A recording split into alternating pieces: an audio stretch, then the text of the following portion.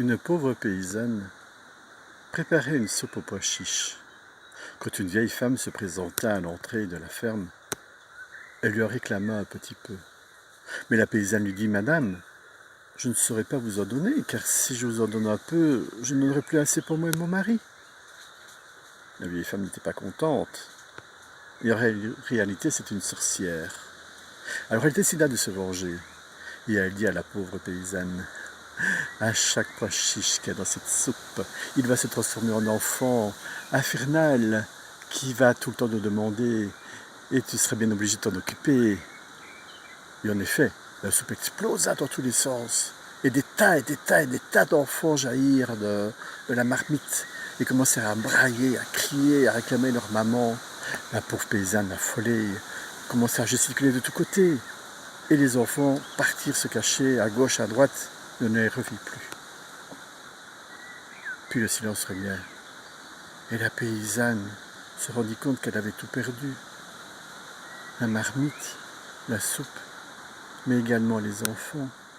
Or, elle désirait vraiment en avoir un. Alors elle se mit à pleurer, pleurer. Elle dit: « Mon Dieu, si j'avais pu en garder au moins un. » Et puis elle entendit une petite voix. « Je suis là, ma maman. » La paysanne se demanda: « Mais d'où venait cette voix ?» Elle regarda partout, et puis elle vit au-dessus d'une étagère un petit bonhomme, pas plus grand qu'un pois chiche. Elle le recueillit sur le bout de son doigt et lui demanda: « Comment t'appelles-tu ?»« Je m'appelle Chichelin, maman. Et si je peux te rendre service, je le ferai avec plaisir. » « Oh mon Dieu, quel brave garçon. Peux-tu aller porter ce panier plein de provisions à ton père qui travaille dans sa boutique ?»« Bien sûr, maman. » Et le petit garçon, malgré sa taille, était très très fort. Il souleva le panier, on aurait dit que le panier bougeait tout seul, et partit à la boutique de son père. « Bonjour papa, voici ton manger. » L'artisan regarda partout, se demandait qui lui parlait. « Je suis là, papa. » Et Chichelin se montra à son père, derrière le panier. « Mais qui es-tu ? » ?»« Je suis ton fils. Je suis né ce matin d'un sort jeté par une sorcière. Et maman m'a envoyé chez toi pour t'apporter ton manger. » « Oh, quel brave petit garçon. Veux-tu venir avec moi ? Je suis rémouleur. Je répare tout ce qui est couteau, je les affine, les ciseaux, je les aiguise. Nous allons aller de ferme en ferme. » Et voilà le père et le fils partis sur les routes. Mais comme il parlait à son fils que personne ne pouvait voir, tous les gens prirent le rémouleur pour un fou.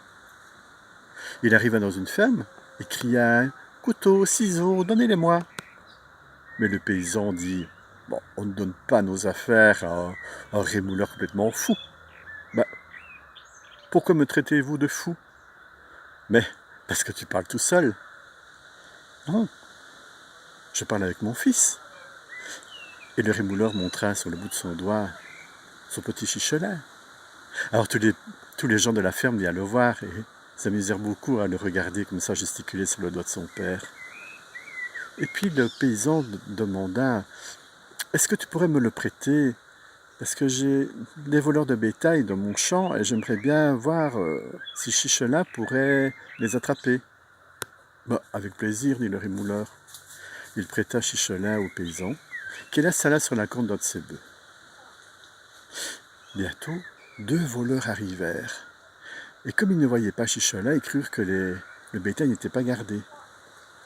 Mais ils approchèrent de la vache, et aussitôt, Chichelin cria: « Au voleur! Au voleur !»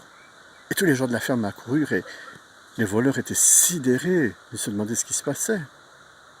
Et puis on leur montra Chichelin. Mais les voleurs qui étaient rusés dirent aux paysans: « Si vous nous le prêtez, nous vous donnerons beaucoup d'or en échange. » Le paysan accepta, et Chichelin passa alors aux mains des voleurs. Ils allèrent aux écuries du roi pour voler les chevaux. Chichelin s'introduisit par la serrure, réussit à ouvrir la porte, et les voleurs prirent les chevaux. Mais comme ils étaient très fatigués, ils demandèrent à Chichelin de les surveiller pendant qu'eux dormaient. Mais Chichelin aussi était fatigué, et il s'endormit dans la mangeoire d'un cheval, qui le mangea. Et quand les voleurs se réveillèrent, ils ne trouvèrent plus Chichelet. Alors ils l'appelèrent. Chichelet se réveilla et dit « je suis là, dans le ventre du cheval. » Oui, mais lequel? Alors les voleurs durent ouvrir le ventre de tous les chevaux, mais ne le trouvèrent pas, car il était caché dans les viscères. Et les voleurs l'abandonnèrent là. Un loup qui passait sentit la bonne odeur des viscères et les mangea. Et voilà Chichelin pris dans le ventre d'un loup maintenant. Le loup avait encore grand faim. Il voulut se jeter sur un mouton qu'il avait aperçu.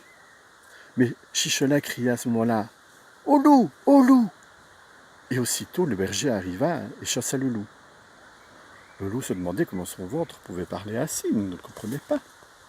Il voulut recommencer l'expérience. Il voulut se jeter sur une chèvre. Mais Chichelin cria « Au loup! Au loup !» Et aussitôt le berger réapparut. Alors le loup se dit, c'est pas possible, je suis envoûté, il se passe quelque chose. Et il gesticula un temps et bien qu'il vomit et Chichelin sortit. Il abandonna Chichelin là sur la route. Le pauvre gamin était bien loin de sa maison, mais il prit son courage à deux mains et décida de rentrer chez lui. Mais en chemin, il rencontrait une autre bande de voleurs, en train de compter l'argent qu'ils venaient de voler. Et les voleurs étaient là, 1, 2, 3, 4, 5... Et Chichelin, qui était caché dans un fourré, cria « 7, 11, 2, 4 !» Mais tais-toi, dit le voleur, qui pensait que c'était l'autre qui lui parlait. Je n'arrive plus à compter. 1, 2, 3, 4, 5, 7, 9, 2, 6 cria Chichelin. Mais le voleur se rendit compte que ce n'était pas son confrère qui parlait.